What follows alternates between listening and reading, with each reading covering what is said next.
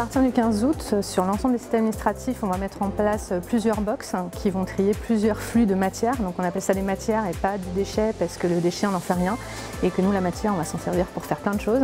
Donc on va récupérer tout ce qui est verre, tout ce qui est plastique, tout ce qui est papier et carton entre autres.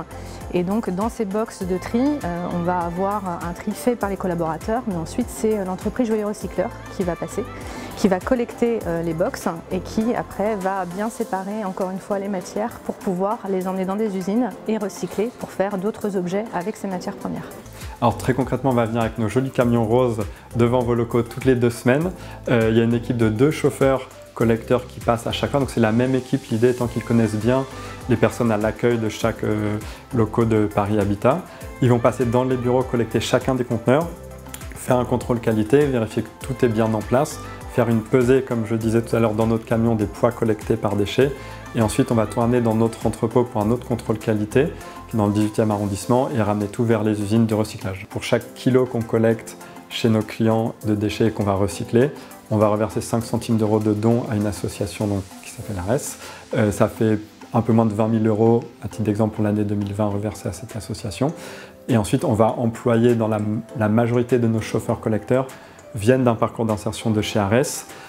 Et grâce à tous ces justement, nouveaux sites de Paris Habitat sur lesquels on va fournir notre prestation, ça permet nous très concrètement d'embaucher plusieurs personnes, plusieurs salariés qui viennent de cette association ARES et qu'on emploie en parcours d'insertion professionnelle pour fournir ce service de qualité à Paris Habitat.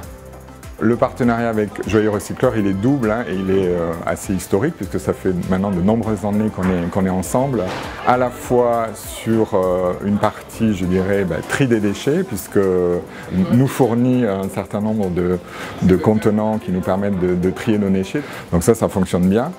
Et il y a un partenariat emploi qui est extrêmement important aussi avec Joyeux Recycleur. On a aujourd'hui des salariés qui peuvent faire des périodes de mise en situation professionnelle qui débouchent ensuite sur un emploi, soit en CDD, soit en CDI. Ça c'est vraiment intéressant. On a aujourd'hui 3 ou 4 personnes de notre site qui sont en ce moment, au moment où je vous parle, chez Joyeux Recycleur en train de travailler.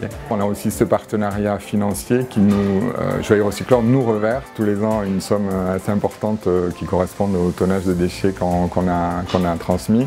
On utilise ces fonds pour le projet social d'ARES Atelier et aussi pour tout ce qui est aménagement des postes de travail, ergonomie, donc ça c'est une partie importante pour nous parce qu'on a des allocataires et des salariés qui ont parfois des difficultés, donc on adapte les postes de travail. Donc ces fonds-là nous servent assez souvent pour ce type d'investissement, on va dire, sur du matériel et plus globalement sur tout le projet social d'ARES Atelier en général.